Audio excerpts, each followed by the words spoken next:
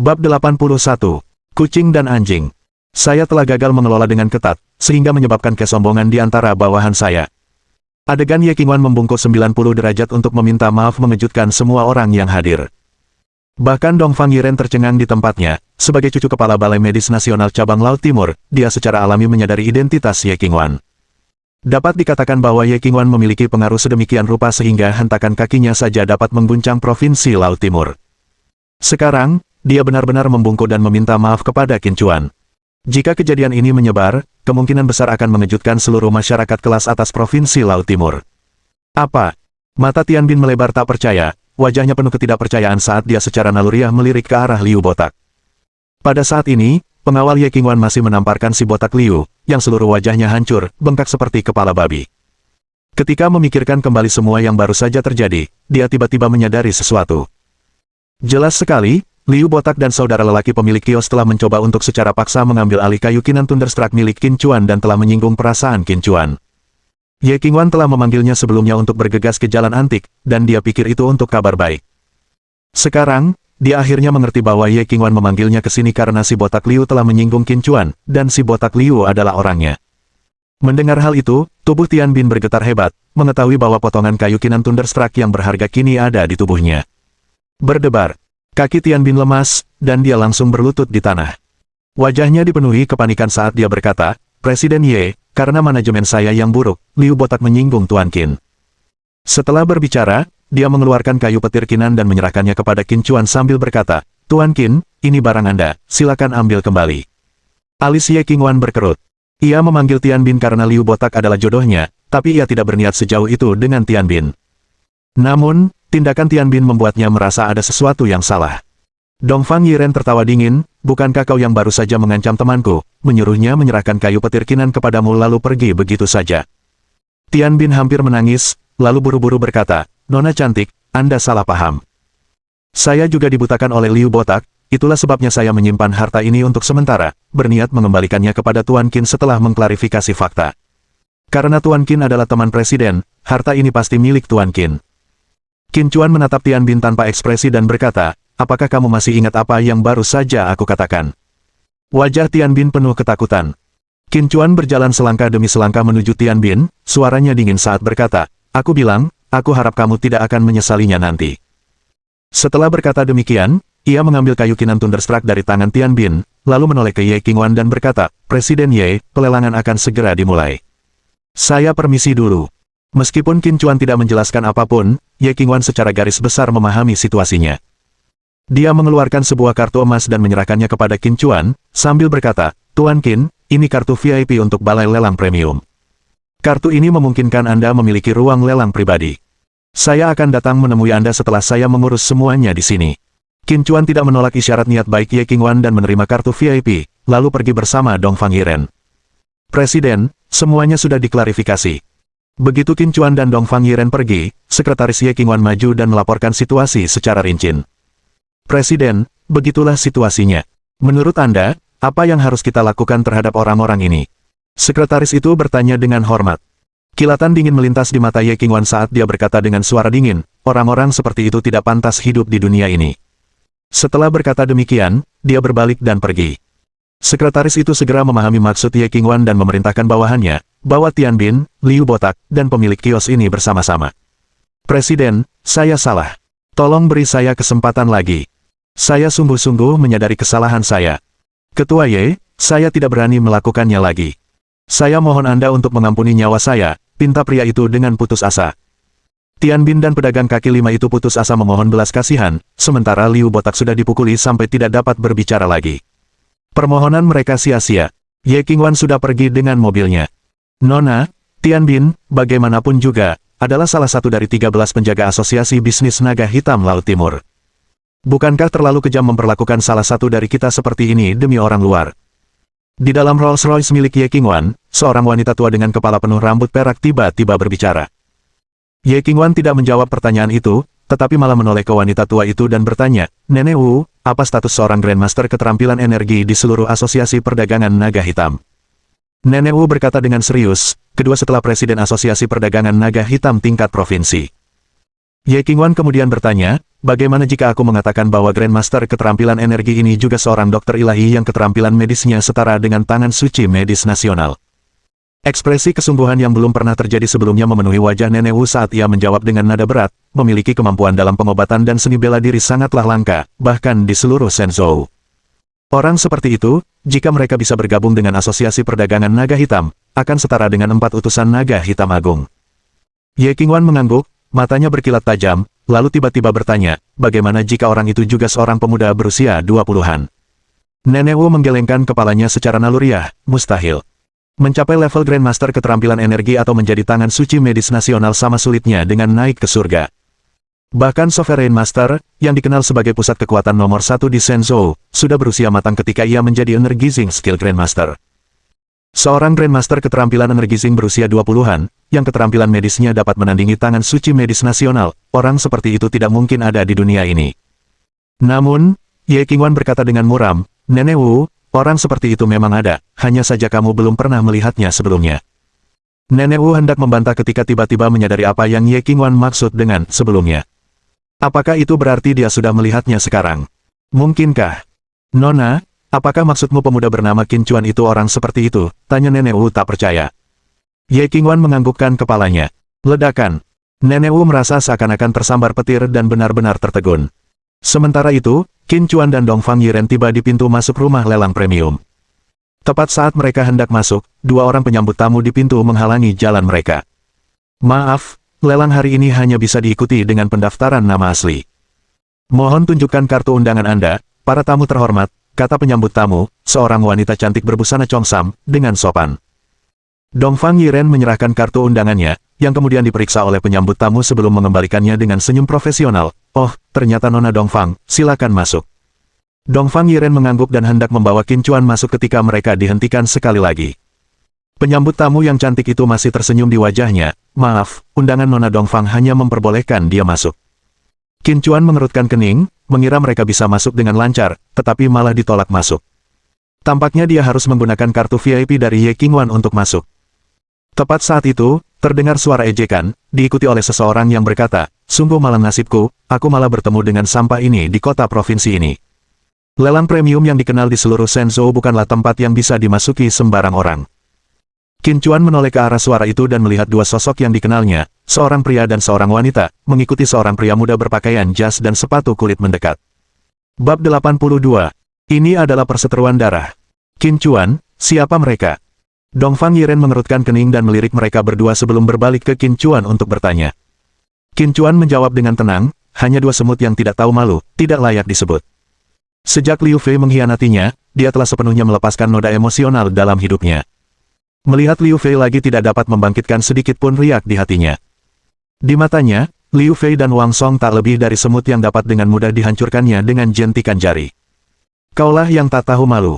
Perkataan Qin Chuan secara langsung membuat Wang Song dan Liu Fei marah, wajah mereka dipenuhi amarah. Liu Fei mencibir, Qin Chuan, apa karena aku mencampakkanmu? Apa kau harus bersikap picik seperti itu? Lagi pula, ketidakmampuanmu sendirilah yang membuatmu tak bisa mempertahankanku. Kalau kau ingin menyalahkan seseorang, salahkan dirimu sendiri. Orang sepertimu, yang hidup di dasar masyarakat, sampah, tak pantas dicintai. Sudah sepantasnya aku mencampakkanmu. Mendengar perkataan Liu Fei, dan melihat bagaimana dia dengan penuh kasih sayang berpegangan pada lengan Wang Song, Dongfang Yiren tiba-tiba tersadar dan segera meraih lengan Qin Chuan.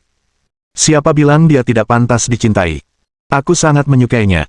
Dongfang Yiren menatap Liu Fei dengan dingin dan berkata, hanya orang yang tidak menghargai dirinya sendiri yang akan berbicara tentang kecurangan seolah-olah itu adalah sesuatu yang bisa dibanggakan. Qin Chuan terkejut, tetapi segera menyadari bahwa Dongfang Yiren tengah membelanya. Baru saat itulah Wang Song memperhatikan Dongfang Yiren, dan wajahnya menampakkan kekaguman besar. Bagaimana bisa si bajingan ini begitu beruntung dengan wanita? Di kota Jiangcheng, dia ditemani wanita cantik seperti Song Yan dan Xiao Mengyi. Bagaimana mungkin di kota provinsi, dia ditemani wanita cantik lain? Bahkan Liu Fei merasa kagum dengan kecantikan Dongfang Yiren setelah melihat wajahnya dengan jelas. Berpura-pura tenang, dia berkata, aku hanya pecundang yang ditinggalkan, dan hanya wanita sepertimu yang akan menghargainya. Setelah berbicara, dia mencoba pergi bersama Wang Song, karena merasa sangat tidak aman berdiri di samping seorang wanita yang jauh lebih cantik darinya. Wang Song lalu berkata kepada pemuda di sampingnya, Tuan Muda Huang, ayo masuk. Pemuda yang dipanggil Tuan Muda Huang itu tidak memperhatikan Wang Song tetapi malah mengulurkan tangannya ke arah Dongfang Yiren. Halo, cantik, namaku Huang Jiangxiang, dari keluarga Huang di kota provinsi. Senyum pemuda itu berbudaya dan elegan, Anda mungkin belum pernah mendengar nama saya, tetapi Anda pasti tahu istri kepala keluarga bangsawan utama keluarga Chen di kota provinsi, saya memanggilnya Bibi. Mata Huang Jiangxiang dipenuhi keserakahan saat dia menatap Dongfang Yiren. Itulah pertama kalinya dia melihat wanita secantik itu, dan dia bertekad untuk mendapatkannya dengan cara apapun. Dulu, setiap kali dia bertemu wanita cantik, dia akan memperkenalkan dirinya dan kemudian dengan ramah mengajaknya pulang. Metode ini tidak pernah mengecewakannya. Menurutnya, Dongfang Yiren juga tidak akan menolaknya. Dongfang Yiren mengangkat sebelah alisnya, wajahnya menunjukkan ketidaksenangan saat dia berkata, apa hubungan bibimu denganku? Senyum Huang Jiangxiang langsung membeku. Baik Wang Song maupun Liu Fei memandang dengan penuh semangat, sangat menyadari karakter Huang Jiangxiang.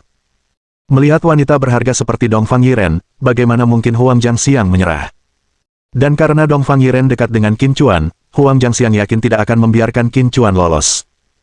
Benar saja, setelah hening sejenak, Huang Jiangxiang menatap Qin Chuan dengan wajah muram dan berkata dengan dingin, "Nak, wanita cantik ini bukanlah seseorang dengan kalibermu yang pantas disentuh." Dia lalu mengambil cek seolah-olah sedang membuang sampah dan melemparkannya ke kaki Qin Chuan. Huang Jiangxiang berkata dengan angkuh, "Ini 1 juta, aku beri kamu waktu 30 detik untuk mengambil ceknya dan enyahlah. Apakah kamu sakit?" Wajah Dongfang Yiren dipenuhi amarah saat dia menarik tangan Qin Chuan dan berkata, "Qin Chuan, jangan ganggu dia, ayo masuk." Memang, Qin Chuan tidak berniat berurusan dengan Huang Jiangxiang. Ia mengeluarkan kartu VIP pemberian Ye Qingwan dan hendak menyerahkannya kepada penyambut tamu ketika Huang Jiangxiang menghalangi jalannya. Ekspresi Qin Chuan semakin muram. Toleransinya yang berulang kali tampaknya telah membuat pria itu semakin berani. Dongfang Yiren hendak melangkah maju, tetapi Qin Chuan menahannya dan menatap Huang Jiangxiang dengan dingin, sambil berkata, "Enyahlah." Pada saat itu, suhu di sekitar mereka tampak turun beberapa derajat, dan Huang Jiangxiang, yang menghadap Qin Chuan, tidak dapat menahan diri untuk tidak menggigil. Menghadapi tatapan dingin Qin Chuan, tubuh Huang Jiangxiang menegang, dan rasa takut yang kuat menjalar dari telapak kakinya hingga ke atas kepalanya, menghantam Heaven Spirit Cover. Namun dia segera tersadar, menyadari bahwa dirinya telah diintimidasi oleh seorang pemuda dari kota Jiangcheng, yang membuatnya marah dan malu. Dengan ekspresi marah, dia berkata, "Nak, kau benar-benar sombong. Padahal kau tahu siapa aku, tapi kau masih berani menantangku. Sudah kubilang, enyahlah." Suara Qin Chuan semakin keras. Huang Jiangxiang berteriak dengan marah, "Siapa kau? Beraninya kau menentangku?" Saat kata-katanya terdengar, 2 pengawal kekar melangkah maju, menatap Qin Chuan dengan tatapan datar. Atas perintah Huang Jiangxiang, mereka akan menyerang Qin Chuan tanpa ragu-ragu. Dongfang Yiren langsung menjadi cemas, takut kalau kemarahan Qin Chuan akan memicu meledaknya racun aneh dalam dirinya. Tepat pada saat itu, seorang pria parubaya berpakaian jas keluar dari rumah lelang premium. Dengan ekspresi acuh tak acuh, dia berkata, "Jika kau ingin membuat masalah, pergilah jauh-jauh dari sini." Melihat pria parubaya itu, raut wajah Huang Jiangxiang berubah drastis. Ia pun segera memasang ekspresi berbeda, tersenyum sambil berkata, "Paman Liu, Anda pasti bercanda. Beraninya saya membuat masalah di wilayah Anda." Pria parubaya itu adalah manajer Liu, orang yang bertanggung jawab atas rumah lelang premium di Provinsi Laut Timur. Di Provinsi Laut Timur, ada pepatah, lebih baik memprovokasi Raja Neraka daripada manajer Liu. Bukan karena manajer Liu begitu menakutkan, tetapi karena dialah orang yang bertanggung jawab atas rumah lelang premium. Rumah lelang premium mengendalikan seluruh sumber daya Provinsi Laut Timur untuk jalur bela diri. Setiap seniman bela diri yang ingin mendapatkan sumber daya kultivasi harus melalui lelang premium. Baik itu ramuan untuk penyempurnaan tubuh, ramuan yang dibutuhkan untuk kultivasi, atau bahkan teknik bela diri, semuanya hanya dapat dibeli di rumah lelang premium. Di Provinsi Laut Timur, ada pepatah tentang 1 garis, 1 asosiasi, dan 4 keluarga. 1 baris merujuk pada rumah lelang premium, 1 asosiasi merujuk pada asosiasi perdagangan naga hitam, dan 4 keluarga merujuk pada keluarga Chen, Meng, Wu, dan Ning. Di antara semuanya, garis dan asosiasi adalah yang terkuat. Rumah lelang premium dan asosiasi perdagangan naga hitam mempunyai cabang di seluruh Shenzhou, sedangkan keempat keluarga tersebut hanya kuat di kota Provinsi Laut Timur. Huang Jiangxiang melirik dingin ke arah Qin Chuan, lalu membawa Wang Song dan Liu Fei ke rumah lelang. Tepat pada saat itu, sebuah Rolls-Royce hitam berhenti di dekatnya. Seorang pemuda berwajah kurang ajar keluar lebih dulu dari mobil. Dongfang Yiren terkejut, Chen Kun juga ada di sini. Pesta pertunangannya besok, aku tidak menyangka dia punya waktu untuk datang ke sini. Diikuti oleh seorang wanita parubaya berpakaian mewah, yang menyembulkan kepalanya dari mobil. Bibi Xiao, harap berhati-hati. Pria muda itu segera melangkah maju untuk membantu wanita parubaya itu keluar dari mobil. Xiao Qing dari keluarga Xiao juga ada di sini. Dongfang Yiren berkata, wajahnya menunjukkan keterkejutan. Apa yang tidak disadarinya adalah ekspresi Qin Chuan menjadi sepenuhnya gelap saat melihat Xiao Qing. Pada saat itu, Xiao Qing juga melihat Qin Chuan, matanya dipenuhi dengan kebencian yang ganas. Baru kemarin, di rumah Luo Changsheng, Qin Chuan menamparkan wajahnya. Baginya, itu adalah perseteruan berdarah. Bab 83. Berani sekali. Pada saat itu, Chen Kun memperhatikan perubahan ekspresi Xiao Qing dan kemudian melirik Qin Chuan, alisnya berkerut. Chen Kun bertanya, Bibi Xiao, apakah kamu mengenalnya? Xiao Qing buru-buru menjawab, aku tidak mengenalnya. Setelah berkata demikian, dia memimpin dan berjalan memasuki rumah lelang premium, bahkan tidak melirik Qin Chuan, takut kalau Chen Kun akan menyadari sesuatu. Besok adalah pesta pertunangan keluarga Chen dan keluarga Xiao, dan saat ini, tidak ada satu masalah pun yang mungkin terjadi. Dongfang Yiren akhirnya menyadari ada sesuatu yang salah dan menatap Qin Chuan, bertanya, apakah kamu punya dendam dengan seseorang dari keluarga Xiao? Meskipun dia belum lama mengenal Qin Chuan, dia tahu bahwa Qin Chuan pandai mengendalikan emosinya. Bahkan saat Liu Fei muncul, dia tidak banyak bereaksi, tetapi reaksinya saat melihat Xiao Qing sangat berarti. Qin Chuan menatap pintu masuk rumah lelang premium, berkata dengan acuh tak acuh, wanita ini hampir membunuh saudara perempuanku. Wajah Dongfang Yiren memucat karena terkejut, lalu dia berkata dengan ekspresi khawatir, besok keluarga Xiao dan keluarga Chen akan bertunangan, dan setelah itu, status keluarga Xiao di Laut Timur akan semakin tinggi. Balas dendam seorang pria sejati, 10 tahun belum terlambat. Tolong jangan bertindak gegabah. Saat Dongfang Yiren mencoba membujuknya, Chen Kun, yang hendak memasuki rumah lelang premium, tiba-tiba berhenti di jalurnya. Dia berbalik menatap Qin Chuan dan berkata penuh arti, perairan kota Jiangcheng itu dalam, tidak semua orang memenuhi syarat untuk masuk ke dalamnya, kalau tidak, akan sangat mudah tenggelam. Setelah berkata demikian, dia melangkah masuk ke rumah lelang premium. Jika bukan karena dia menatap Qin Chuan saat berbicara, Dongfang Yiren akan ragu apakah dia sedang berbicara dengan orang lain. Dongfang Yiren tertegun sejenak, lalu bertanya dengan heran, kamu kenal Chen Kun? Qin Chuan juga agak terkejut, dia yakin bahwa ini adalah pertemuan pertamanya dengan Chen Kun, dan Chen Kun jelas memiliki pesan tersirat dalam kata-katanya. Mungkinkah Chen Kun sudah tahu tentangnya? Perkataan barusan mengisyaratkan padanya untuk tidak mencampuri pertunangan antara keluarga Xiao dan keluarga Chen. Pada saat yang sama, apakah mereka juga merupakan ancaman, yang memperingatkannya bahwa jika dia berani ikut campur, dia akan menghadapi pembalasan dari keluarga Chen? Ayo masuk juga. Qin Chuan tidak menanggapi Dongfang Yiren, tetapi malah mengeluarkan kartu VIP yang diberikan Ye Qingwan kepadanya. Qin Chuan menatap penyambut tamu cantik di pintu dan bertanya, sekarang, bolehkah saya masuk? Ketika penyambut tamu yang cantik itu melihat kartu VIP, ekspresinya berubah drastis, dan dia mengembalikan kartu VIP itu kepada Qin Chuan dengan penuh hormat. Jadi Anda adalah teman Presiden Ye, silakan kalian berdua masuk. Fakta bahwa Qin Chuan dapat menunjukkan kartu VIP yang ditandatangani Ye Qingwan berarti dia pastilah teman Ye Qingwan dan penyambut tamu yang cantik itu buru-buru menyambut Qin Chuan dan Dongfang Yiren ke dalam. Di dalam aula perjamuan yang luas, tempat itu dipenuhi oleh tokoh-tokoh berpengaruh dari kota provinsi Laut Timur, serta generasi muda yang mereka bawa. Pada dinding sekeliling ruangan tergantung karya seni asli dari seniman terkenal dalam dan luar negeri, yang masing-masing kemungkinan bernilai puluhan juta. Qin Chuan. Saat itu, sebuah suara penuh kejutan tiba-tiba terdengar. Qin Chuan berbalik dan melihat dua sosok yang familiar berjalan ke arahnya. Song Jie berkata dengan riang, Saudara Qin, aku tidak menyangka akan melihatmu di sini. Kalau aku tahu, aku pasti akan ikut denganmu.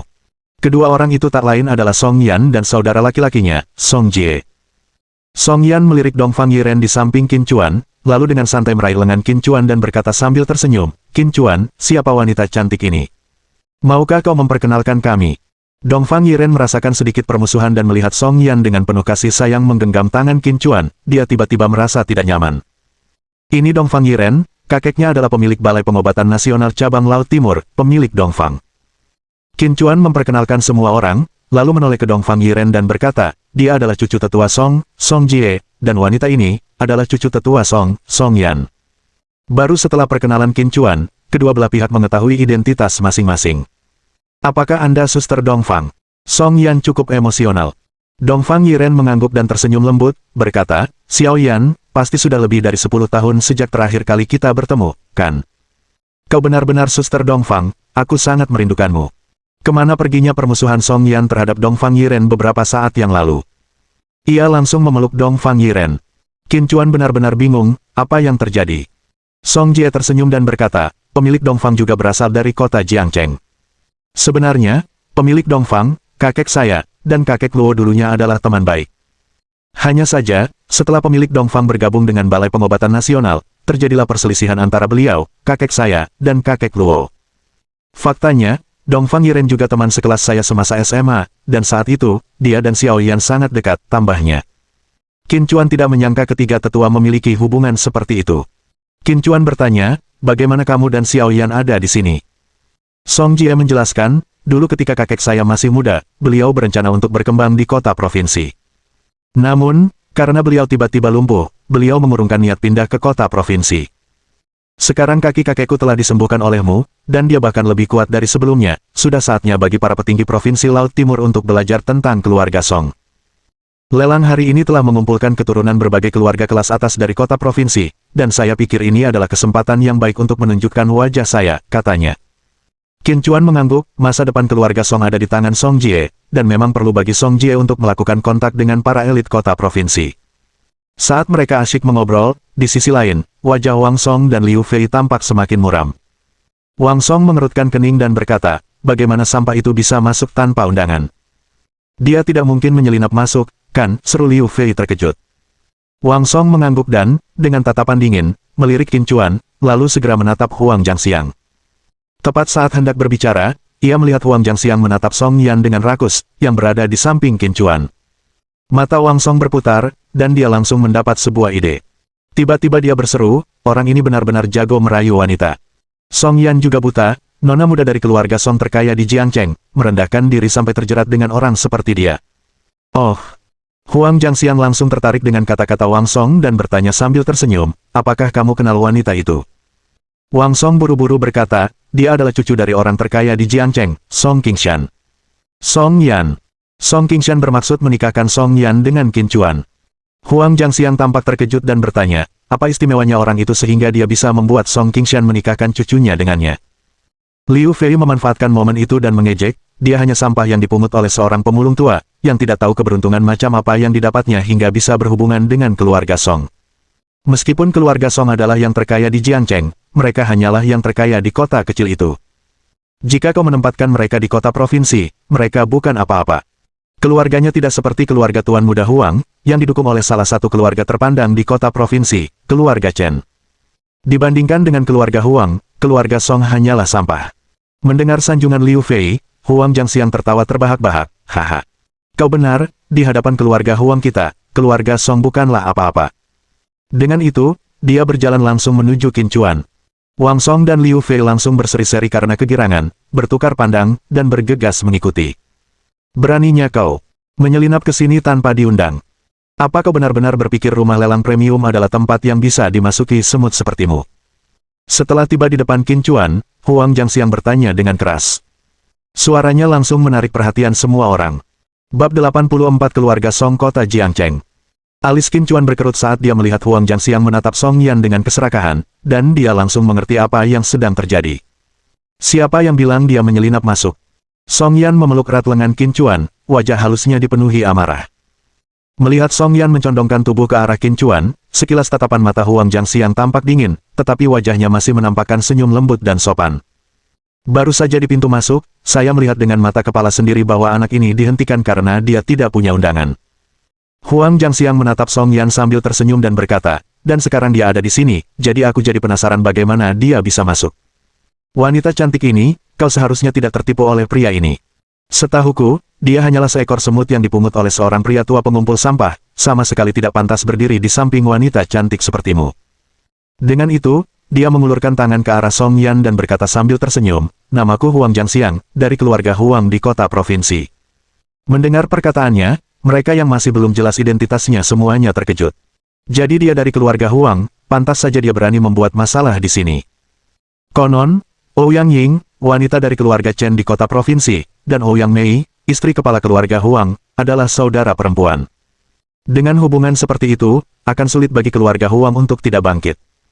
Kudengar putra Huang Mei terobsesi setiap kali melihat wanita cantik, dan itu benar. Pemuda itu pasti akan tergila-gila, mengingat pacarnya secantik itu, bagaimana mungkin Huang Jiangxiang bisa membiarkannya begitu saja. Para tamu yang menghadiri pelelangan semuanya memandang Qin Chuan dengan simpati. Song Yan, melihat Huang Jiangxiang mengulurkan tangannya, memilih untuk mengabaikannya sepenuhnya dan malah berkata kepada Qin Chuan, apakah ada yang salah dengan orang ini?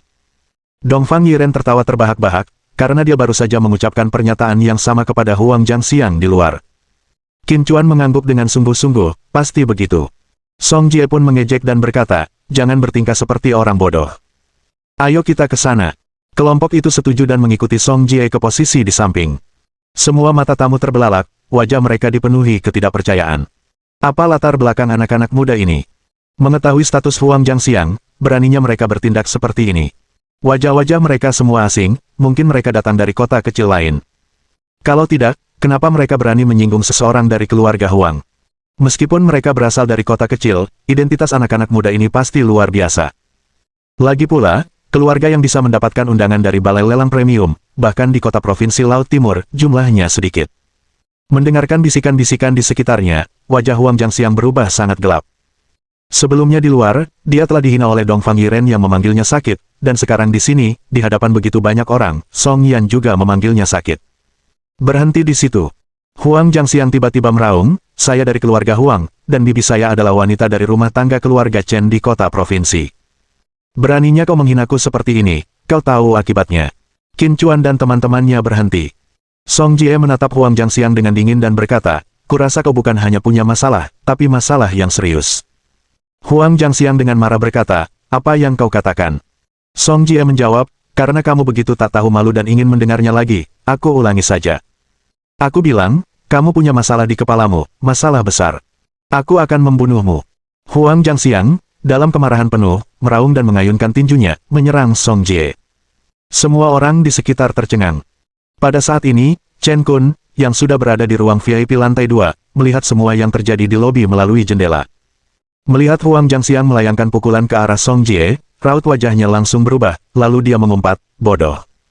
Bahkan dia tidak berani membuat masalah di rumah lelang premium. Lagi pula, di antara Yihang Yihui dan 4 keluarga menduduki peringkat di belakang Yihang Yihui. Meskipun keluarga Huang mendapat perlindungan dari keluarga Chen, Huang Jiangxiang hanyalah karakter kecil dalam keluarga Huang, jadi rumah lelang premium tidak mungkin memberikan muka pada keluarga Huang. Xiao Qing menatap dingin ke arah Qin Chuan di bawah, lalu berbalik bertanya pada Chen Kun, apakah kamu tidak akan turun tangan? Dia masih sangat menantikan Chen Kun turun tangan karena bagaimanapun juga, Song Jie dan Qin Chuan bersama. Selama Chen Kun turun tangan, Qin Chuan juga akan terlibat. Chen Kun menggelengkan kepalanya dan berkata dengan dingin, hanya orang bodoh yang membuang-buang waktu, dia pantas dipukuli sampai mati. Melihat hal ini, Xiao Qing tidak berkata apa-apa lagi. Aula utama di lantai pertama. Huang Jiangxiang telah menyerbu ke arah Song Jie, mengangkat tinjunya dan menghantamkannya dengan ganas ke arah wajah Song Jie. Pergilah ke neraka untukku. Huang Jiangxiang berteriak. Bibir Song Jie melengkung menjadi sedikit dingin saat dia mengangkat tinjunya untuk menghadapi serangan itu. Terdengar suara tabrakan yang teredam. Hampir seketika, suara tulang patah terdengar dari tempat tinju mereka beradu. Segera setelah itu, raungan melengking keluar dari mulut Huang Jiangxiang, dan tubuhnya terpental beberapa meter jauhnya. Dia tergeletak di tanah, wajahnya meringis kesakitan, sambil berteriak, tanganku hancur. Sebaliknya, Song Jie masih berdiri di tempat asalnya, tanpa bergerak sedikit pun. Suasana menjadi sunyi senyap, dan semua orang tercengang. Mereka tidak terkejut kalau ada yang berani memulai perkelahian di rumah lelang premium, tetapi karena dengan satu pukulan, Song Jie telah mengirim Huang Jiangxiang terbang sejauh 5 atau 6 meter. Siapakah sebenarnya pemuda ini? Mengapa dia begitu kuat? Hanya Qin Chuan dan Song Yan yang tetap tenang. Bahkan Dongfang Yiren ternganga, wajahnya penuh kejutan. Dan pada saat ini, Song Jie tiba-tiba melangkah maju ke tempat Huang Jiangxiang berbaring dan menatapnya dari atas. Lengkungan mengejek terbentuk di sudut mulutnya saat dia berbicara, ingat baik-baik, orang yang mematahkan tanganmu bernama Song Jie, dari keluarga Song kota Jiangcheng. Keluarga Song kota Jiangcheng. Dia sebenarnya dari keluarga Song. Apakah keluarga Song sangat mengesankan? Dulu, jika tetua Song tidak tiba-tiba lumpuh, kota provinsi Laut Timur saat ini bukanlah 4 keluarga Yihang Yihui, melainkan Yihang Yihui dengan 1 keluarga besar dan 4 keluarga kecil. Mungkinkah 1 keluarga besar adalah keluarga Song? Para tamu di tempat kejadian semuanya tercengang saat mengetahui identitas Song Jie.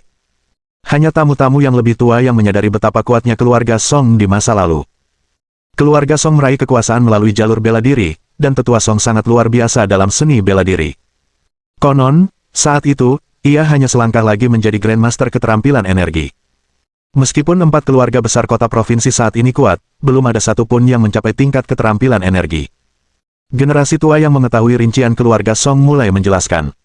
Menurut pendapatku, pemuda yang menyebut dirinya Song Jie itu kemungkinan besar adalah cucu Song Qingshan, dan kekuatan yang dia tunjukkan barusan pasti telah mencapai tahap awal energi gelap. Begitu muda dan telah mengembangkan jalan bela diri sedemikian rupa, dia sungguh layak menjadi cucu tetua Song, memiliki bakat bela diri yang luar biasa. Para tamu benar-benar terkejut dengan pernyataan orang tua itu. Pria tua itu tiba-tiba berkata, tapi betapapun mulianya keluarga Song, itu semua sudah berlalu. Song Jie melanggar aturan di sini, dan rumah lelang premium sepertinya tidak akan membiarkannya begitu saja. Benar saja, tepat saat lelaki tua itu selesai berbicara, lebih dari selusin ahli dari rumah lelang mengepung Song Jie dan kelompoknya.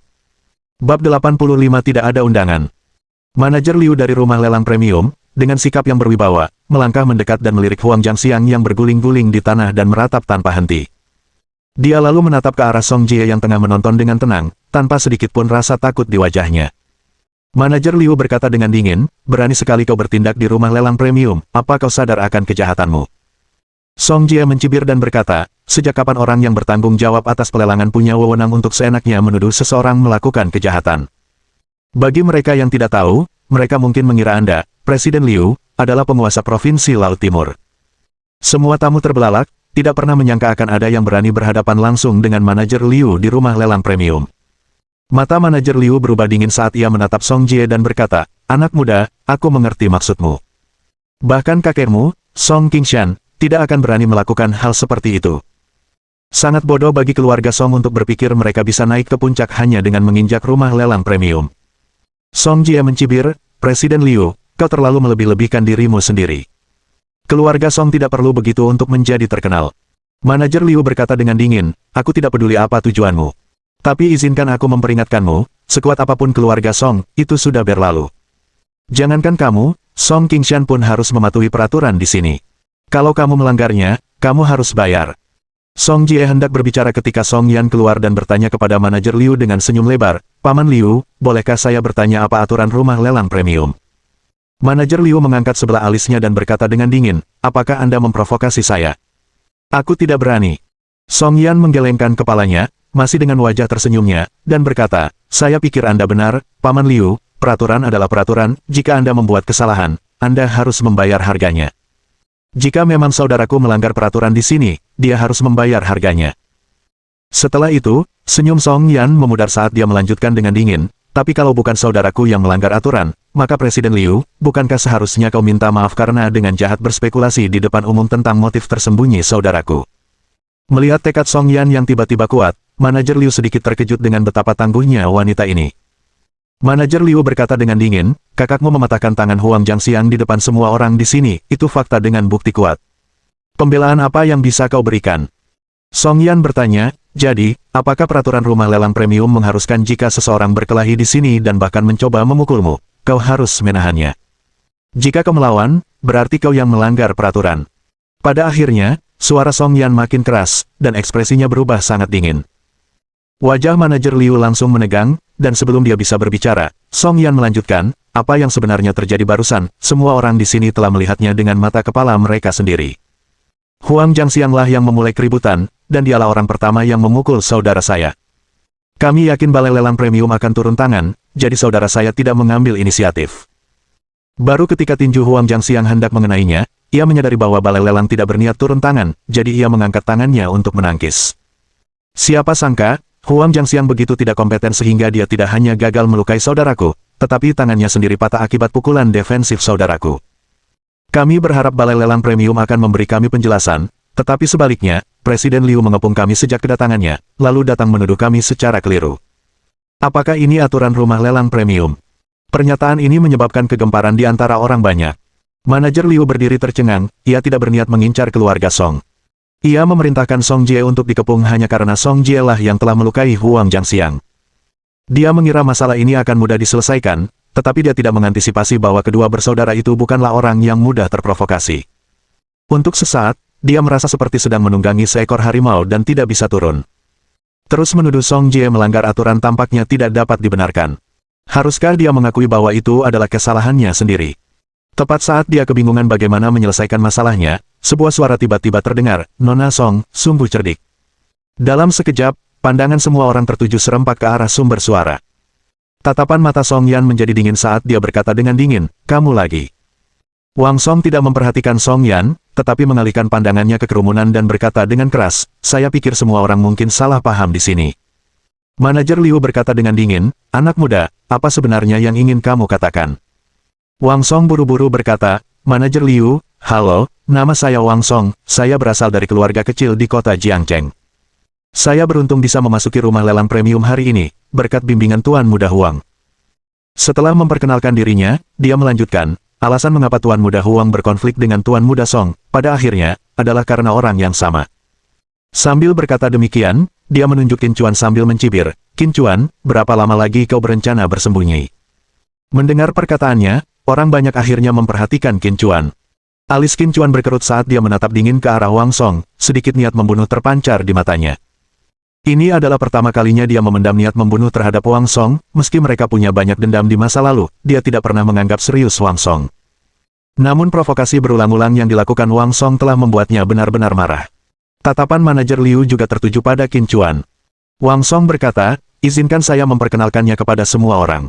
Namanya Qin Chuan, juga dari Jiangcheng, tapi dia bukan tuan muda yang mulia. Dia hanyalah sampah yang dipungut oleh seorang pengumpul barang rongsokan tua sejak kecil. Tidak diketahui keberuntungan macam apa yang dia injak hingga mendapatkan dukungan dari keluarga Song kota Jiangcheng." Tuan Muda Huang curiga dia menyelinap masuk diam-diam, sementara Tuan Muda Song dan Nona Song sebenarnya melindungi orang ini, maka terjadilah konflik antara kedua belah pihak. Menurutku, meskipun Tuan Muda Huang salah mengambil tindakan, itu bisa dimengerti, karena dia berusaha mencegah tikus menyelinap ke lelang premium. Namun, Tuan Muda Song dan Nona Song berbeda. Mereka jelas tahu Qin Chuan tidak mungkin diundang, tetapi mereka tetap melindunginya. Ini sama sekali tidak menunjukkan rasa hormat kepada rumah lelang premium. Saat kata-kata ini keluar, semua orang tercengang. Premium Auction House bukanlah tempat yang bisa dimasuki sembarang orang. Tanpa undangan, seseorang tidak berhak berada di sana. Semua yang hadir adalah orang-orang berkedudukan tinggi di Provinsi Laut Timur, bukan? Bagaimana bisa mereka mengizinkan orang yang kualitasnya rendah untuk ikut campur? Saat itulah Wang Song berkata, "Jika aku tidak salah, undangan dari keluarga Song mengizinkan paling banyak 2 orang untuk memasuki rumah lelang premium, kan? Oleh karena itu, kehadiran Qin Chuan di sini tidak ada hubungannya dengan keluarga Song." Ekspresi wajah Song Qingshan dan Song Yan berubah drastis, karena undangan mereka memang hanya memperbolehkan 2 orang masuk. Presiden Liu sudah bingung tentang bagaimana menanggapi Song Yan, tetapi Wang Song memberinya alasan yang masuk akal. Tatapannya berubah dingin saat dia menatap Qin Chuan dengan dingin dan berkata, "Kau cukup berani menyelinap ke sini." Setelah berbicara, ia memberi isyarat dengan megah dan memerintahkan, "Patahkan anggota tubuh anak ini dan lempar dia keluar." Bab 86 Temanku. Saya ingin melihat siapa yang berani. Song Jie melangkah tepat di depan Qin Chuan, tatapan dinginnya tertuju pada manajer Liu saat dia berkata, "Apakah kau benar-benar berpikir tamu terhormat keluarga Song begitu mudah diganggu?" Song Yan juga berdiri di depan Qin Chuan, menatap dingin ke arah manajer Liu sambil berkata, "Aku tidak menyangka beginilah cara Premium Auction menjalankan bisnisnya, sungguh mengecewakan. Bukankah seharusnya Presiden Liu menjelaskan dulu bagaimana temanku bisa masuk ke sini? Namun, berdasarkan perkataan orang lain saja, kau ingin mematahkan anggota tubuh temanku." Mendengar kata-kata Song Jie dan Song Yan, wajah Liu menjadi sangat tidak sedap dipandang. Di matanya, bahkan keluarga Song hanyalah klan kecil, apalagi 2 anggota muda keluarga Song. Tak disangka, kedua anak muda keluarga Song ini bukanlah pewaris yang bodoh dan boros, tetapi justru berpikiran jernih, dan setiap kata yang mereka ucapkan sangat menyentuh hati. Kalau saja Qin Chuan benar-benar berhasil menyelinap masuk, tamatlah riwayatnya. Namun kini, dia khawatir kalau Qin Chuan masuk lewat cara yang sah. Jika memang begitu, maka masalah ini tidak akan mudah diselesaikan, dan jika reputasi Premium Auction rusak karena kejadian ini, dia sebagai penanggung jawab tidak akan sanggup menanggung akibatnya. Memikirkan hal ini, wajah manajer Liu semakin panik. Jika masalah ini sampai meledak, tamatlah riwayatnya. Kau pikir kau siapa? Beraninya kau memfitnah rumah lelang premium kami. Marah karena malu dan marah, manajer Liu tiba-tiba berteriak, "Usir juga kedua orang ini dari keluarga Song." Yang dia inginkan sekarang adalah mengusir Song Jie dan Song Yan dengan paksa untuk segera mengakhiri masalah ini. Dongfang Yiren langsung cemas, lalu melangkah maju dan berkata, "Halo, Presiden Liu, saya Dong Fangyiren dari Balai Pengobatan Nasional Laut Timur, kakek saya Dong Fangyu.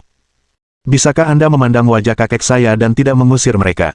Dia tahu tujuan kunjungan Qin Chuan ke rumah lelang premium, barang lelang terakhir adalah harta surgawi, dan itu bisa jadi merupakan ramuan penyelamat hidup yang dibutuhkan Qin Chuan.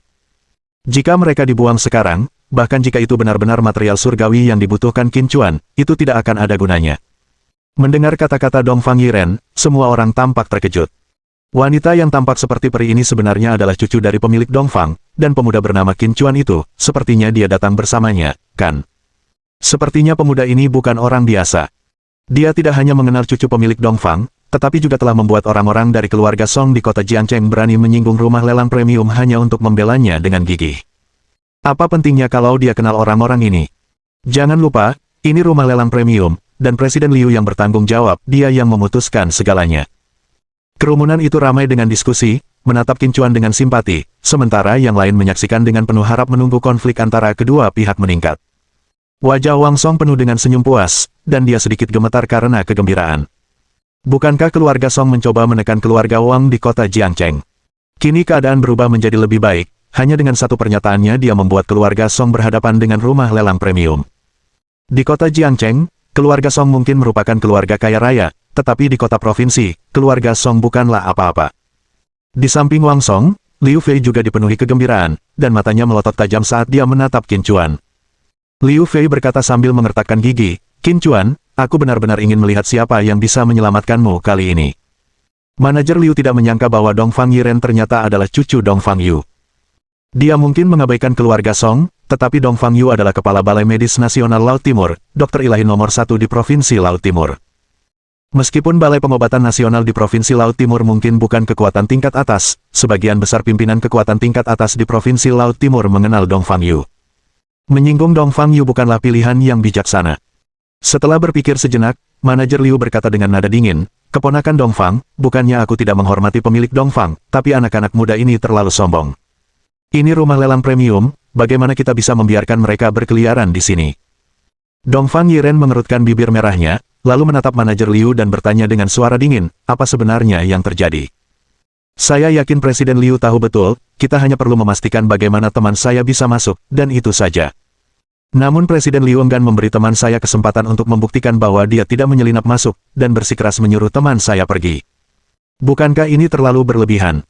Mata manajer Liu terbelalak, Song Jie dan Song Yan menantangnya atas nama Qin Chuan adalah hal yang wajar, tetapi pembangkangan Dong Fangyiren sungguh tak terduga. Menyaksikan kejadian ini, wajah Wang Song berubah mengancam, tinjunya terkepal erat. Mengapa? Di kota Jiangcheng, ia dihormati sebagai tamu keluarga Song, namun di kota provinsi, ia juga dapat memenangkan hati cucu pemilik Balai Medis Nasional. Ekspresi wajah Liu Fei juga membeku. Dia mengira Qin Chuan akan hancur, dan bahkan keluarga Song akan hancur bersamanya, tetapi dia tidak menyangka bahwa wanita cantik yang mereka abaikan akan berubah menjadi sangat berpengaruh. Sementara itu, di ruang VIP lantai 2, Xiao Qing menyaksikan semua yang terjadi di aula bawah, ekspresinya semakin gelap. Anak ini memang punya bakat, sehingga difavoritkan oleh National Medical Hall, katanya. Pada suatu saat, Chen Kun berjalan ke sampingnya, dengan tangan disilangkan, sambil melihat ke bawah dari atas ke pemandangan yang terjadi di lantai bawah. Ekspresi Xiao Qing menegang, dan dia buru-buru berkata, dia hanya seekor semut rendahan. Tidak peduli berapa banyak orang berpengaruh yang dia kenal, pada akhirnya dia tetaplah seekor semut. Aula lantai pertama. Wajah manajer Liu sangat muram saat dia berkata sambil menggertakkan gigi, baiklah, saya ingin melihat bagaimana dia bisa masuk tanpa undangan. Setelah mengatakan ini, dia melihat ke arah Qin Chuan. Untuk sesaat, tatapan semua orang tertuju pada Qin Chuan. Song Jie dan Song Yan menjadi agak gugup, meskipun mereka percaya Qin Chuan tidak mungkin bisa menyelinap masuk, mereka juga tidak dapat memikirkan cara apapun agar dia bisa masuk. Sementara semua orang menonton, Qin Chuan mengeluarkan kartu emas. Wajah manajer Liu langsung berubah, sebagai orang yang bertanggung jawab atas rumah lelang premium, bagaimana mungkin dia tidak mengenali kartu ini? Kartu VIP rumah lelang premium, hanya ada 5 di seluruh provinsi Laut Timur. 1 berada di tangan Presiden Asosiasi Perdagangan Naga Hitam, dan 4 lainnya dipegang oleh kepala keluarga dari 4 keluarga besar di kota Provinsi Laut Timur. Kartu VIP ini, yang dikeluarkan oleh kantor pusat Balai Lelang Premium, hanya tersedia bagi para pemimpin kekuatan atas di setiap kota provinsi. Bahkan sebagai orang yang bertanggung jawab atas rumah lelang premium Laut Timur, dia tidak memiliki wewenang untuk mengeluarkan kartu VIP tersebut. Mungkinkah pemuda ini berasal dari keluarga kaya raya dari tempat lain? Setelah sesaat terkejut, manajer Liu bertanya, bagaimana Anda bisa mendapatkan kartu VIP untuk rumah lelang premium? Alih-alih menjawab pertanyaan itu, Qin Chuan malah bertanya dengan dingin, sekarang, apakah kalian masih ingin mengusir kami? Meskipun manajer Liu enggan menerimanya, tidak ada yang dapat ia lakukan saat ini. Dia menggelengkan kepalanya dan menyatakan, karena Tuan Qin punya kartu VIP, tentu saja dia tidak perlu pergi. Ia menyapu pandangannya ke seluruh ruangan dan mengumumkan dengan lantang, insiden sebelumnya adalah kesalahpahaman. Karena kesalahpahaman ini sudah selesai, mari kita lanjutkan, silakan duduk, pelelangan akan segera dimulai. Dengan itu, dia bersiap untuk pergi. Kamu telah menghina temanku dan sekarang kamu ingin pergi tanpa meminta maaf. Tepat pada saat itu, sebuah suara marah tiba-tiba terdengar. Semua mata tertuju pada seorang perempuan muda berpakaian hitam memasuki aula. Sambil berjalan, ia berkata, apa menurutmu temanku kurang berbobot? Atau kau tidak menganggapku serius, Su Yixing? Bab 87. Minta maaf padanya. Kemunculan Ye Qingwan langsung menggemparkan seisi tempat. Jika ada satu orang yang menjadi terkenal dalam sebulan terakhir, tidak diragukan lagi orang itu adalah Presiden baru Asosiasi Bisnis Naga Hitam Laut Timur, Su Yixing. Akan tetapi, hanya sedikit yang benar-benar melihat wajah aslinya, hanya petinggi Asosiasi Naga Hitam, dan hari ini, dia membuat penampilan publik resmi pertamanya. Apakah dia penyihir pembunuh Su Yixing yang membunuh suaminya sendiri? Tutup mulutmu yang kotor itu, beraninya kau menghina Presiden Ye seperti itu. Kalau kau mau mati, jangan seret aku bersamamu. Siapa sangka Su Yixing, nama yang menggema di Provinsi Laut Timur, ternyata begitu muda dan cantik. Dengan penampilannya yang memukau, menyebutnya wanita tercantik di Laut Timur tentu tak berlebihan, bukan? Setelah hening sejenak, kerumunan mulai bergerak. Perhatian masyarakat terhadap kekuatan baru dari Laut Timur ini sangat beragam. Wajah manajer Liu tampak sangat masam. Meskipun dia adalah penanggung jawab rumah lelang premium di Provinsi Laut Timur, dari segi status, dia benar-benar tidak bisa dibandingkan dengan Ye Qingwan. Ye Qingwan, sebagai Presiden Asosiasi Naga Hitam, membanggakan peringkat yang mirip dengan kepala 4 keluarga teratas. Dan dia, manajer Liu, tidak lebih dari seorang agen yang dapat digantikan kapan saja. Dari mana Presiden Ye bisa mengucapkan kata-kata seperti itu? Bagaimana mungkin aku tidak menganggapmu serius? Manajer Liu bergegas maju, wajahnya penuh senyum. Ye Qingwan mengabaikannya dan langsung berjalan ke arah Qin Chuan sambil berkata, Tuan Qin, maaf. Saya terlambat. Begitu kata-kata ini keluar, seluruh tempat itu terkejut. Pupil manajer Liu mengerut tajam, dan wajahnya tampak tak percaya. Awalnya, ia mengira Ye Qingwan yang menyebut temannya adalah Song Jie dan Song Yan. Tetapi dia tidak pernah dapat membayangkan bahwa teman Ye Qingwan sebenarnya adalah Qin Chuan, yang selama ini menjadi incarannya. Tidak heran Qin Chuan memegang kartu VIP lelang premium di tangannya, sepertinya itu milik Ye Qingwan. Song Jie dan Song Yan juga tercengang. Baru pada saat inilah mereka menyadari bahwa masuknya Qin Chuan ke tempat ini berkat wanita ini. Dongfang Yiren menghela napas lega dalam diam. Karena Ye Qingwan sudah tiba, Qin Chuan bisa menghadiri pelelangan dengan aman. Namun, Qin Chuan tidak menyangka Ye Qingwan bersikap begitu sopan di depannya. Dia menggelengkan kepalanya sedikit dan berkata, Presiden Ye, Anda terlalu baik. Setelah selesai, dia melihat ke arah manajer Liu dan bertanya, sekarang, apakah saya masih perlu pergi? Manajer Liu buru-buru menjawab, Tuan Qin bercanda. Bagaimana mungkin saya mengusir teman Presiden Ye? Ia menyapukan pandangannya ke arah kerumunan dan berkata, mohon maaf semuanya, kesalahpahaman tadi sudah terselesaikan. Silakan segera duduk, karena lelang hari ini akan segera dimulai. Setelah berbicara, dia berbalik untuk pergi. Tatapan mata Ye Qingwan berubah dingin saat dia berkata dengan suara dingin, Presiden Liu pergi tanpa meminta maaf. Begitu dia mengatakan hal itu, semua orang terkejut dan menoleh padanya. Wajah manajer Liu berubah sangat tidak sedap dipandang, tetapi ia tetap berkata, Presiden Ye, saya minta maaf. Jika ada kesalahan yang saya buat, mohon jangan menyalahkan orang picik seperti saya. Ye Qingwan berkata dengan dingin, memang, kau berutang permintaan maaf, tapi bukan padaku, melainkan pada temanku. Alis manajer Liu berkerut saat dia menatap Qin Chuan dengan tatapan dingin, lalu menoleh ke Ye Qingwan dan berkata, Presiden Ye, bukankah tidak pantas bersikap agresif seperti itu? Agresif. Ye Qingwan terkekeh dingin, kilatan tajam tiba-tiba terpancar di matanya, dan dia berkata dengan nada dingin, aku hanya memintamu untuk meminta maaf kepada temanku, dan kau pikir aku bersikap agresif. Lalu ketika kau tadi hendak menyuruh seseorang mematahkan kaki temanku tanpa diberi kesempatan untuk menjelaskan, itu tidak terlihat agresif bagimu. Manajer Liu, saya sarankan Anda meminta maaf dengan baik-baik saja. Kalau tidak, jangan salahkan saya, Su Yixing, karena bersikap kejam. Implikasi ancaman dalam kalimat terakhir sangat kuat, ancaman yang terang-terangan. Raut wajah manajer Liu berubah drastis. Ia mungkin tidak takut pada para pemimpin 4 keluarga besar di Laut Timur, tetapi Zhu Yixing ini, yang baru pertama kali ia temui, memberikan tekanan yang luar biasa padanya. Kewenangan semacam ini dari seseorang yang berstatus lebih tinggi tidak dapat ditentang olehnya. Ye Qingwan, yang mengendalikan cabang asosiasi naga hitam di lebih dari selusin kota, dapat dianggap sebagai tokoh paling kuat di dunia bawah Laut Timur. Jika Ye Qingwan benar-benar memutuskan untuk mengambil tindakan keras, dia khawatir dia tidak akan bisa melihat matahari terbit lagi. Perlu diketahui bahwa bahkan mantan Presiden Asosiasi Bisnis Naga Hitam Laut Timur, yang juga mantan suami Ye Qingwan, dikatakan telah meninggal di tangannya. Pada saat ini, perwakilan berbagai kekuatan besar dari Provinsi Laut Timur semuanya memperlihatkan ekspresi terkejut, namun sebagian besar mata dipenuhi dengan antisipasi. Ye Qingwan adalah bintang yang sedang naik daun di kota Provinsi Laut Timur, sementara manajer Liu adalah orang yang bertanggung jawab atas rumah lelang premium, dapat dikatakan status mereka sebanding. Dalam situasi seperti itu, apa yang akan terjadi jika keduanya bertabrakan adalah sesuatu yang ingin diketahui banyak orang. Saat ini, wajah manajer Liu sangat pucat, dan karena marah, tinjunya terkepal erat. Jika dia meminta maaf, dia akan menjadi bahan tertawaan seluruh Provinsi Laut Timur, dengan Ye Qingwan yang akan menghantuinya seumur hidup. Jika dia tidak meminta maaf, Ye Qingwan tentu tidak akan membiarkannya pergi. Tepat saat dia kebingungan, sebuah suara penuh wibawa tiba-tiba terdengar, minta maaf. Siapa?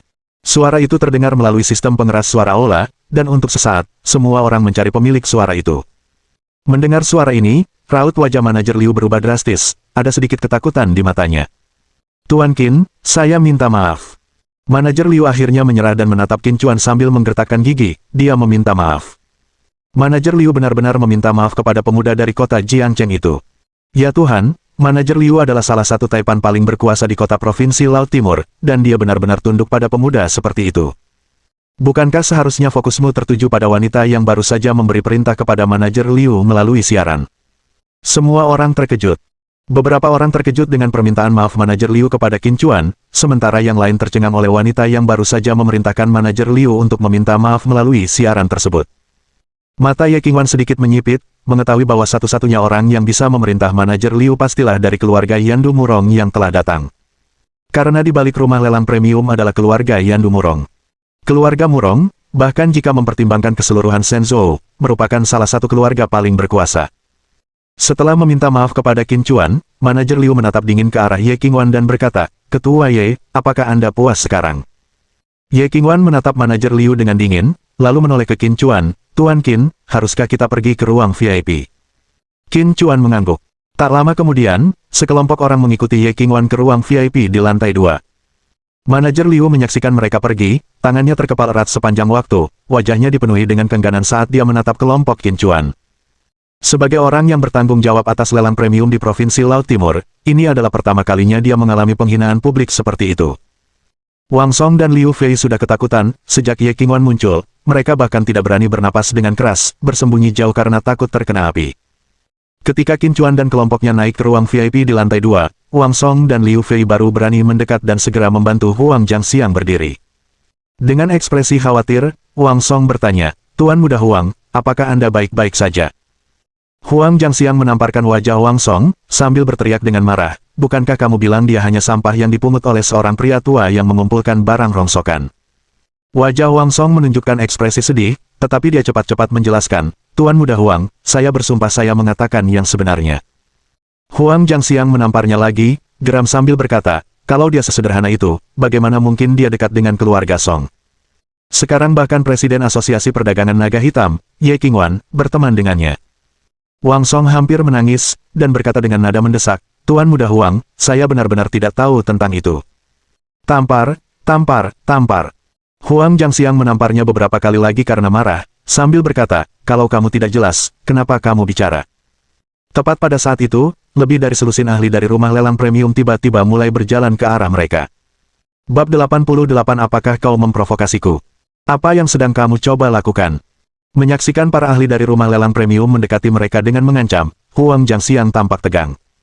Wang Song dan Liu Fei juga terdesak hingga ke ambang kepanikan.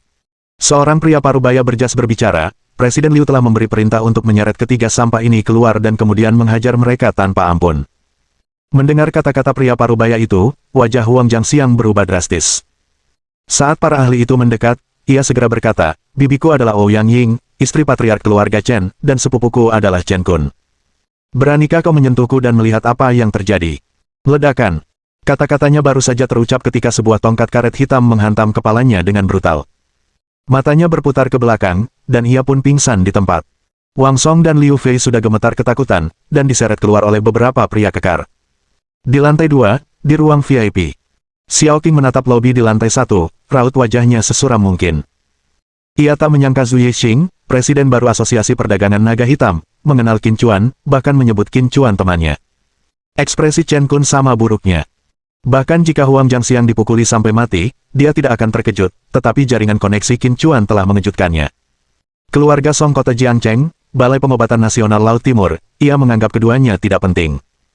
Tetapi bagi Asosiasi Perdagangan Naga Hitam, bukan hanya dia, bahkan ayahnya pun tidak akan berani menyinggung mereka dengan mudah. Tiba-tiba, Chen Kun menoleh ke Xiao Qing di sampingnya dan bertanya, Bibi Xiao, apa pendapatmu tentang pemuda ini? Hati Xiao Qing dipenuhi kekhawatiran yang belum pernah terjadi sebelumnya, tetapi di permukaan, dia mempertahankan sikap meremehkan dan berkata dengan dingin, dia hanya beruntung mengenal Zhu Yixing, itu saja. Menurutku, Asosiasi Perdagangan Naga Hitam dan Lelang Premium sudah lama tidak akur. Zhu Yixing berpura-pura begitu akrab dengan orang itu hanya untuk membuat lelang premium jijik. Jika orang itu benar-benar mendapat masalah, Zhu Yixing pasti tidak akan membantunya. Tuan Muda Chen, Anda sebenarnya tidak tertarik pada anak ini, bukan?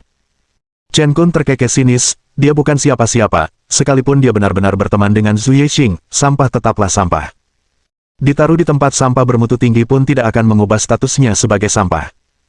Tepat pada saat itu, serangkaian langkah kaki tiba-tiba muncul, dan sederet orang terlihat berjalan mendekat. Ye Qingwan dan Qin Chuan berada di depan, dengan saudara kandung Song Jie dan Song Yan, diikuti oleh Dong Fang Yiren, di belakang mereka. Bibir Chen Kun melengkung sedikit, lalu dia melangkah keluar dari ruang VIP-nya. Saya sudah lama mendengar reputasi Presiden Ye yang hebat. Melihat Anda hari ini, Anda benar-benar sesuai dengan nama Anda. Chen Kun melangkah maju sambil tersenyum, mengulurkan tangan ke arah Ye Qingwan dan berkata sambil tersenyum, Presiden Ye, halo, nama saya Chen Kun, dari keluarga Chen di Laut Timur, ayah saya Chen Baiqiang. Xiao Qing pun segera maju ke depan, sambil tersenyum ramah ia berkata, Presiden Ye, halo, saya Xiao Qing dari keluarga Xiao, dan Chen Kun adalah menantu saya. Kilatan dingin terpancar di mata Chen Kun, wanita tua ini berani menggunakan pengaruhku untuk pamer di depan Zhu Yixing. Ye Qingwan mengangkat alisnya dan berkata dengan dingin, apakah aku mengenalmu? Dengan itu, senyum di wajah Chen Kun dan Xiao Qing membeku. Saat melihat kedua orang itu malu, Song Jie dan saudara Song berusaha keras menahan tawa. Ye Qingwan tiba-tiba berteriak. Chen Kun dengan paksa menekan amarah di hatinya, tetapi dia masih berkata, Presiden Ye, ayahku selalu ingin membawaku mengunjungi Anda, hanya saja. Sebelum Chen Kun sempat menyelesaikan kalimatnya, Ye Qingwan dengan dingin memotongnya, sudah kubilang pergilah. Apa kau tidak mengerti bahasa manusia? Aura yang kuat terpancar darinya. Pada saat ini, Xiao Qing bahkan tidak berani bernapas berat, kakinya agak lemah. Chen Kun terkejut dalam hati karena kuatnya tekanan itu, yang mengingatkannya pada aura yang hanya dirasakannya di sekitar kakeknya. Itu tidak ada hubungannya dengan alam jalur bela diri, tetapi dengan perilaku mereka yang telah lama memegang jabatan berkuasa. Bukankah dikatakan bahwa Ye Qingwan hanya menikah dengan mantan ketua Asosiasi Perdagangan Naga Hitam selama seminggu sebelum merebut kekuasaan melalui pembunuhan raja? Bagaimana dia bisa memiliki aura kewibawaan yang begitu hebat? Xiao Qing dengan hati-hati menarik ujung pakaian Chen Kun, dan baru saat itulah dia tersadar dan buru-buru minggir untuk membiarkan mereka lewat. Tanpa meliriknya sekalipun, Ye Qingwan memimpin Qin Chuan dan yang lainnya ke ruang VIP Asosiasi Perdagangan Naga Hitam. Baru setelah mereka pergi, Xiao Qing berani menarik napas dalam-dalam lagi, wajahnya sepucat mayat, dan dia berkata dengan rasa ngeri yang tak tertahankan, wanita itu benar-benar mengerikan. Chen Kun mengepalkan tangannya erat-erat, kukunya menancap di telapak tangannya, mengeluarkan darah tanpa dia sadari sakitnya. Wajahnya berubah marah. Sebagai calon patriark keluarga Chen, Tuan Muda Chen, kapan dia pernah mengalami penghinaan seperti itu? Zhu Yixing. Chen Kun menggertakkan giginya dan berkata, suatu hari nanti, aku akan membuatmu memohon belas kasihan di bawahku. Xiao Qing terkejut, dan saat hendak mengatakan sesuatu, melihat wajah Chen Kun yang berubah, dia memilih diam saja. Di dalam ruang VIP Asosiasi Perdagangan Naga Hitam, Ye Qingwan berkata dengan hormat, Tuan Qin, jika ada yang Anda butuhkan, beritahu saya saja, dan saya akan menawar untuk Anda. Qin Chuan menggelengkan kepalanya sedikit, saya menghargai kebaikan Anda, Presiden Ye, dan saya akan meminta bantuan Anda jika diperlukan. Ye Qingwan mengangguk, oke. Song Jie dan Song Yan bertukar pandang, keduanya memperlihatkan ekspresi terkejut di mata mereka.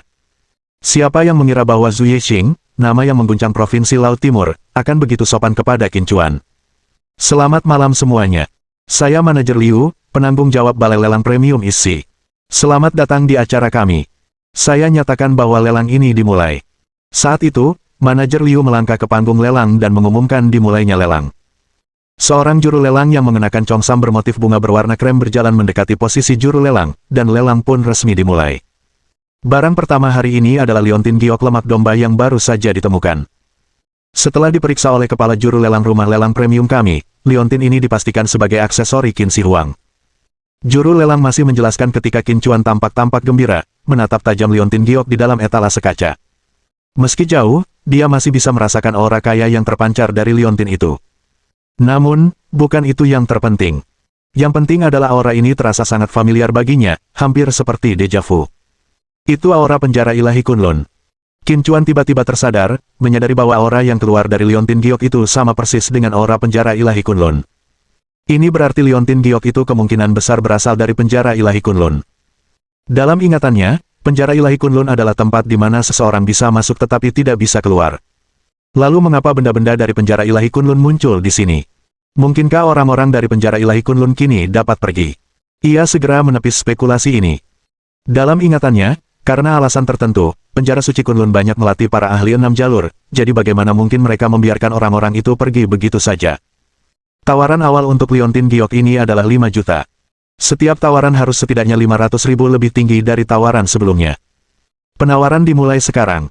Pada saat itu, juru lelang selesai memperkenalkan liontin giok dan mengumumkan dimulainya penawaran. 13 juta.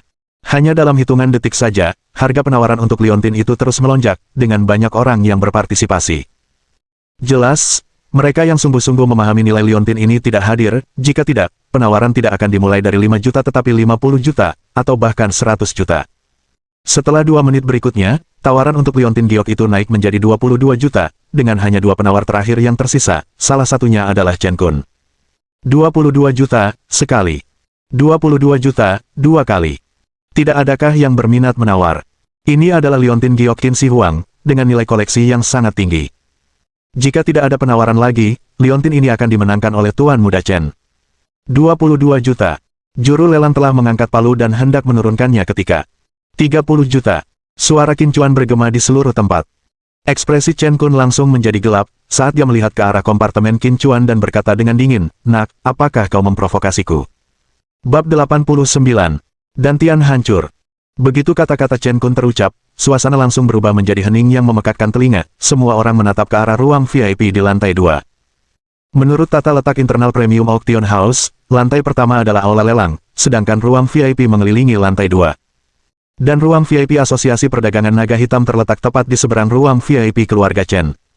Pada saat ini, wajah Chen Kun dipenuhi amarah, tatapannya tertuju tajam pada Qin Chuan di seberangnya. Qin Chuan tertegun sejenak, lalu menatap ke arah juru lelang dan bertanya, di rumah lelang premium, jika Chen Kun ikut serta dalam penawaran, apakah itu berarti tidak ada orang lain yang bisa ikut? Juru lelang buru-buru menjawab, "Tuan, Anda pasti bercanda. Di balai lelang manapun, penawar tertinggi menang." Senang mengetahuinya. Qin Chuan mengangguk, lalu menatap Chen Kun dan berkata sambil tertawa dingin, "Kalau kau tak mampu mengimbangi, Chen Kun, lebih baik kau menyerah saja. Jangan berpikir bahwa hanya karena keluargamu berkuasa, siapapun yang berani bersaing denganmu untuk sesuatu berarti menantangmu. Kau bahkan tidak layak menerima provokasiku." Perkataan Qin Chuan bagaikan guntur yang meledak di rumah lelang. Semua orang tercengang. Keluarga Chen merupakan keluarga teratas di kota Provinsi Laut Timur, dan dengan Chen Kun sebagai pewaris, dialah calon kepala keluarga, elit kuat yang berdiri di puncak kota Provinsi Laut Timur. Namun, Qin Chuan, seorang pemuda dari kota kecil Jiangcheng, berani berbicara kepada Chen Kun dengan cara seperti itu.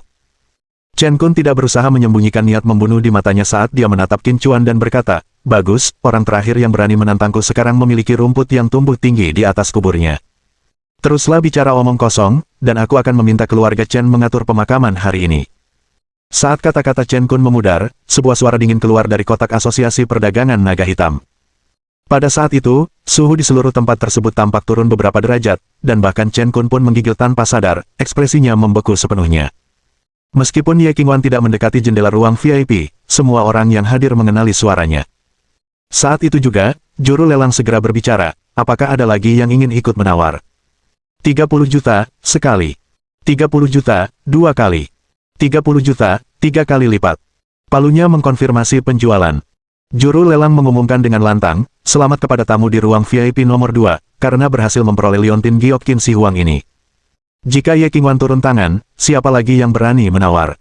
Baru setelah palu juru lelang diturunkan, Chen Kun tersadar dari tekanan yang diberikan Ye Qingwan padanya, tetapi saat itu, sudah terlambat untuk menawar. Dia mengepalkan tangannya erat-erat, wajahnya dipenuhi kengganan.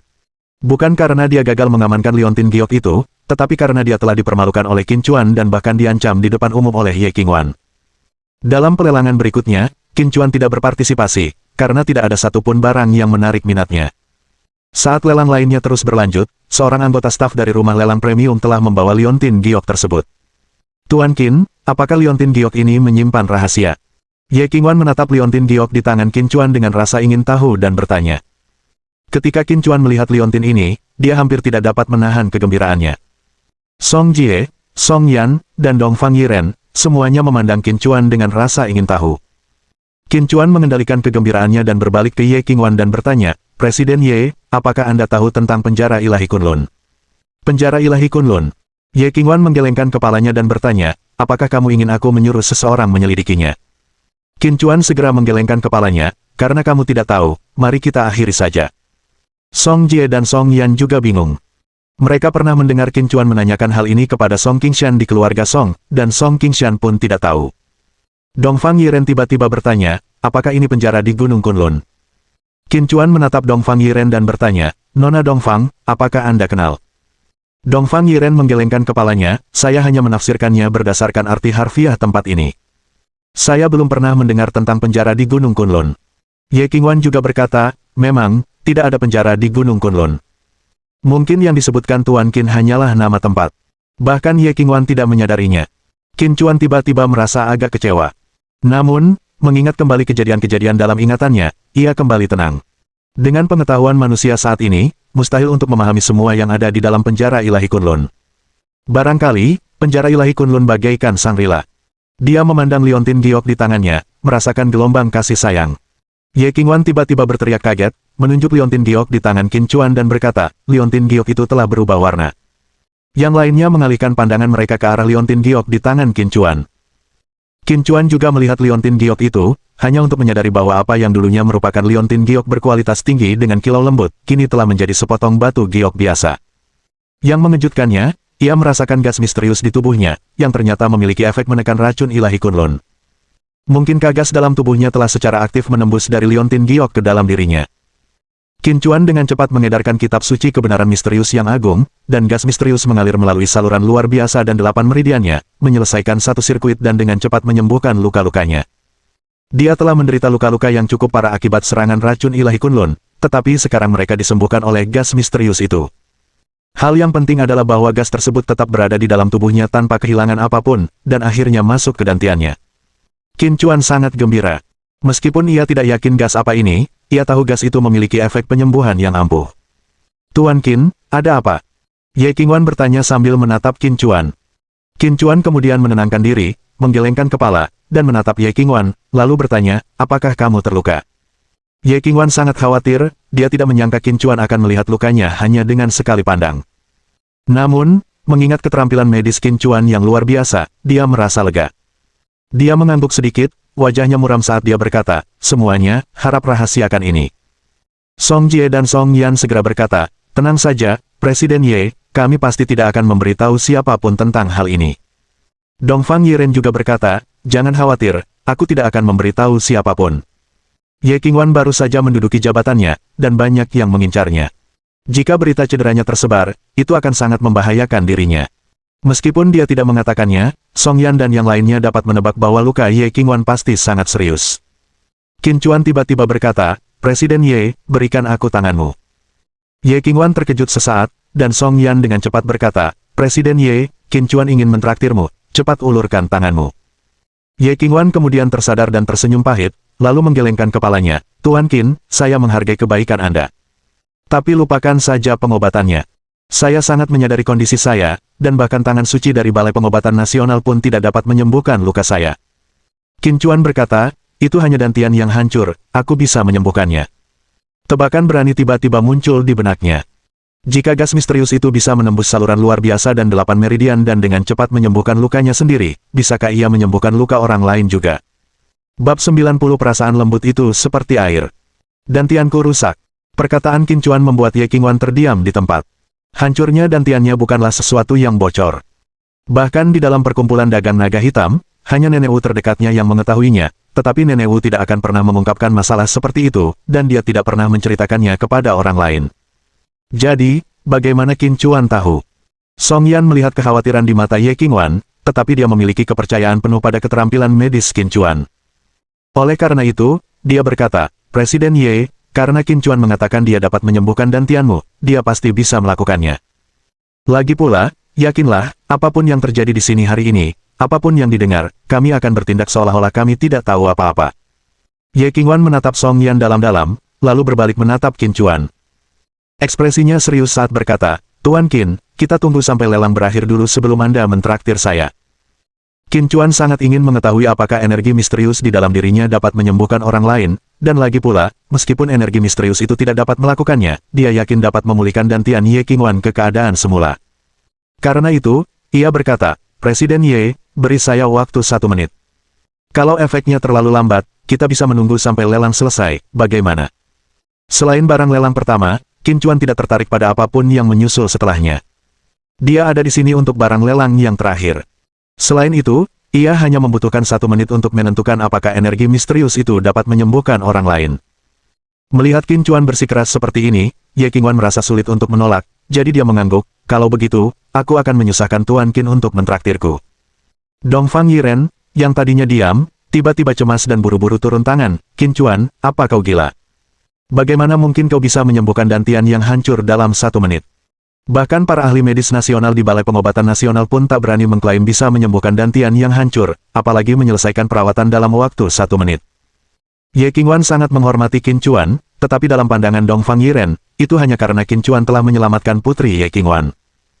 Lagi pula, dantian Ye Qingwan telah hancur, dan jika Qin Chuan turun tangan, semuanya akan baik-baik saja jika disembuhkan, tetapi jika dia gagal mengobatinya, atau lebih buruk lagi, memperburuk kondisinya, dia tidak akan pernah melepaskan Qin Chuan. Dongfang Yiren sangat khawatir. Qin Chuan menatap Dongfang Yiren dengan sungguh-sungguh dan berkata, percayalah padaku. Menatap mata Qin Chuan yang berbinar, jantung Dongfang Yiren berdebar kencang. Mengingat kembali kejadian di Balai Pengobatan Nasional di mana Qin Chuan membalikkan keadaan dan menyelamatkan putri Ye Qingwan, sebuah ide berani tiba-tiba muncul di benaknya. Barangkali, Qin Chuan benar-benar dapat memperbaiki dantian yang hancur. Di aula besar di lantai pertama, pelelangan terus berlanjut. Sementara di ruang pribadi Asosiasi Perdagangan Naga Hitam, jari-jari Qin Chuan diletakkan di pergelangan tangan Ye Qingwan. Qin Chuan segera mulai mengedarkan kitab suci kebenaran misterius agung, dan seketika, energi misterius yang terpendam dalam dantiannya bergerak melalui saluran luar biasa dan 8 meridiannya. Di bawah kendali Qin Chuan, energi tersebut langsung mencapai ujung jarinya dan kemudian ia mengarahkannya ke tubuh Ye Qingwan. Saya bisa merasakannya. Tiba-tiba, Ye Qingwan berseru kaget, menatap Qin Chuan dengan wajah penuh keterkejutan. Wajah Qin Chuan serius saat dia berkata dengan suara berat, jangan bicara, tenangkan pikiranmu, rangkul asal dan pertahankan persatuan. Mendengar kata-kata Qin Chuan, Ye Qingwan segera menekan emosi gembiranya, duduk bersila, mengosongkan pikirannya, dan membiarkan energi misterius mengalir melalui tubuhnya. Song Yan dan yang lainnya menatap Ye Qingwan dengan takjub. Mungkinkah Qin Chuan benar-benar bisa menyembuhkan dantiannya yang rusak? Kalau tidak, mengapa Ye Qingwan begitu bersemangat? Namun, yang membuat mereka bingung adalah Qin Chuan tidak merawat Ye Qingwan, ia hanya menempelkan kelima jarinya di pergelangan tangan Ye Qingwan. Apa yang sedang dilakukannya? Mata indah Dongfang Yiren tertuju pada Qin Chuan, wajahnya penuh keterkejutan. Song Yan bertanya, Saudari Dongfang, apakah Qin Chuan sudah memulai pengobatannya? Dongfang Yiren berkata dengan gembira, ini adalah perawatan kekuatan spiritual yang paling sulit. Song Jie bertanya dengan rasa ingin tahu, perawatan macam apa ini? Dongfang Yiren menjelaskan, ini adalah perawatan di tingkat spiritual yang membutuhkan tingkat integrasi yang tinggi antara penyembuh dan pasien di tingkat spiritual, atau kekuatan spiritual penyembuh harus jauh melampaui kekuatan spiritual pasien agar efektif. Namun, terapi kekuatan spiritual hanya memiliki efek penyembuhan yang luar biasa pada penyakit tingkat spiritual. Karena Presiden Ye terluka di dantiannya, bagaimana kekuatan spiritual dapat menyembuhkannya? Mendengar penjelasannya, Song Yan dan Song Jie keduanya tercengang, ini adalah pertama kalinya mereka mendengar perlakuan semacam ini. Pada saat itu, Ye Qingwan jelas merasakan kekuatan lembut memasuki dantiannya.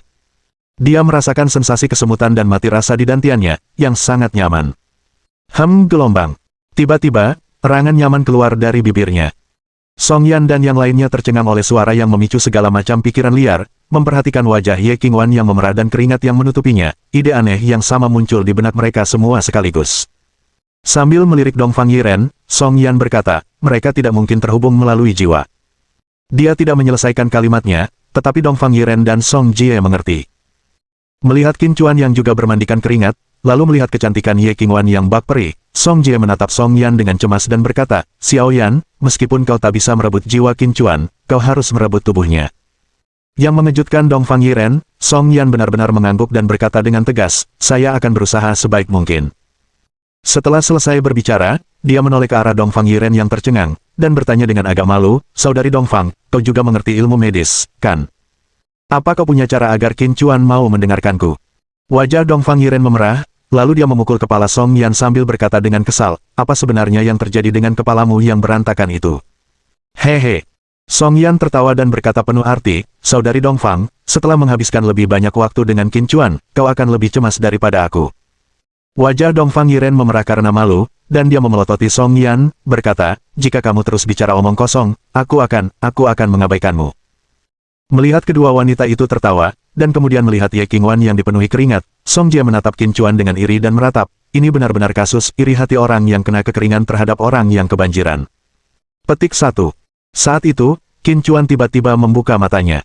Begitu ia menarik tangannya, tubuh Ye Qingwan langsung lemas dan ia pun jatuh ke pelukan Qin Chuan. Qin Chuan secara naluriah mengulurkan tangannya, dan saat Ye Qingwan membuka matanya, mereka saling bertatapan. Pemandangan mereka berdua, bermandikan keringat dan saling menatap mata, sudah cukup untuk membuat pikiran seseorang menjadi liar.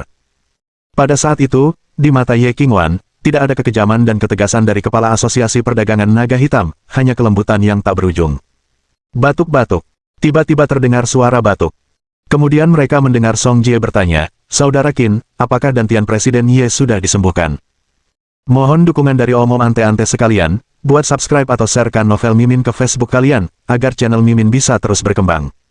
Dengan begitu, Mimin bisa lebih semangat untuk up novel seru lain ke depannya. Buat teman-teman yang sudah subscribe dan sharekan novel Mimin, Mimin ucapkan terima kasih sebanyak-banyaknya. Sekiranya teman-teman menghadapi masalah video diputar dalam bahasa Inggris, coba tukar kepada bahasa Indonesia original melalui cara ini. Semasa mendengarkan, pencet tombol setting di atas kanan video, pilih audio track dan tukar bahasa.